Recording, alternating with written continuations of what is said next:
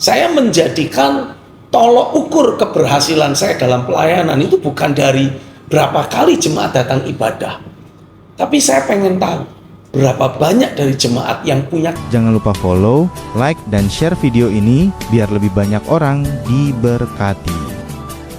Ya, sekarang kita sudah ada di airport di Soekarno-Hatta. Kita sekarang ada dalam perjalanan menuju ke kota Sorong, ke Papua.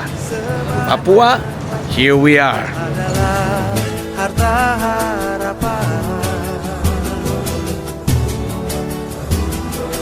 Tanah Papua, tanah leluhur, di sana aku lahir. Bersama angin, bersama daun, aku dibesarkan. Itulah kota Sorong.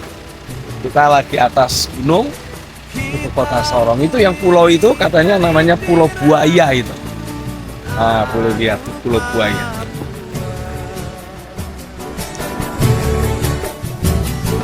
Hitam kulit, keriting rambut, aku Papua. Lagi di mana kita nih, Det? Kita sekarang lagi ada di atas gunung untuk lihat kota Sorong. Itu dia di sana kota Sorongnya. Nah, kita lagi naik ke atas gunung biar kelihatan semuanya. Kita berdiri di atas gunung batu. Wih, keren ya.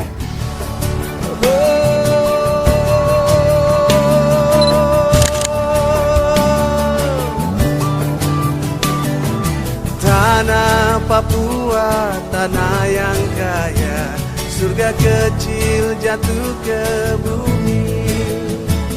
Seluas tanah, sebanyak batu adalah harta harapan.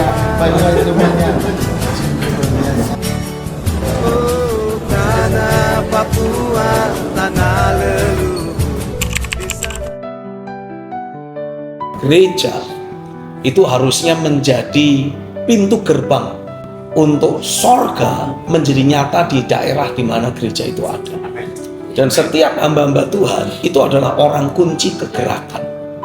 Lewat keberadaan hamba-hamba Tuhan yang ada, jemaat akan bisa diberdayakan, jemaat akan bisa dibangun, dan jemaat akan bisa mengalami terobosan-terobosan rohani yang membuat mereka menjadi orang-orang yang punya pengaruh, membuat mereka jadi orang-orang yang dipandang sukses dan berhasil di komunitasnya, sehingga jemaat akan bisa menjadi orang-orang yang disegani oleh masyarakat luas.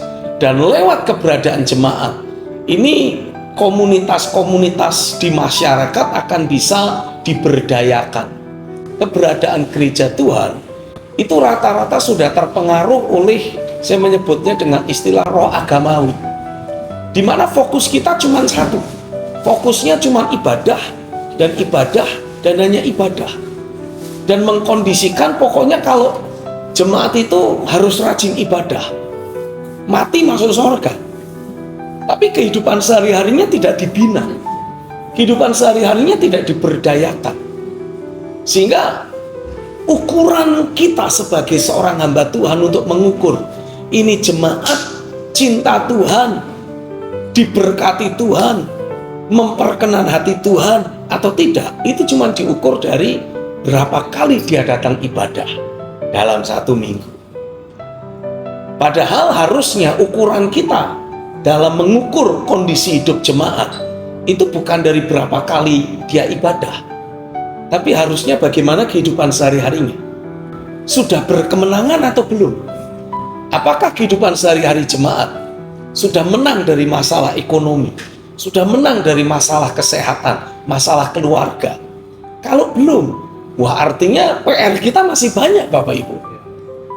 Nah, di jemaat BCC, saya menjadikan tolok ukur keberhasilan saya dalam pelayanan itu bukan dari berapa kali jemaat datang ibadah, tapi saya pengen tahu berapa banyak dari jemaat yang punya kesaksian dalam hidupnya.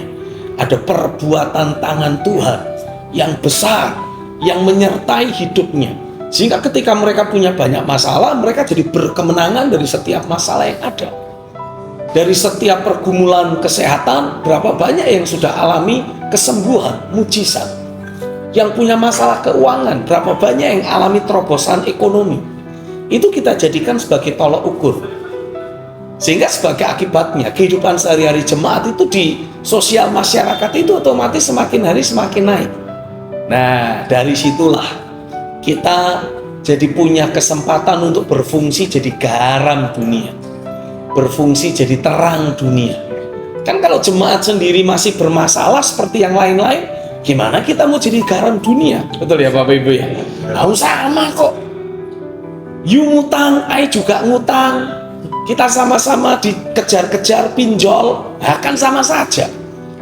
Tapi kalau di tengah kondisi ekonomi yang sulit, yang lain punya masalah ekonomi, tapi jemaat terus menikmati berkat Tuhan, tidak pernah berkekurangan. Nah, ini akan membuat jadi menonjol, jadi berbeda. Orang lain pada stres, pada frustrasi, jemaat justru nikmati damai sejahtera dan sukacita ilahi. Keluarganya harmonis. Loh, ini kan beda dan dibedakan. Nah, seperti itulah seharusnya kehidupan jemaat yang kita layani.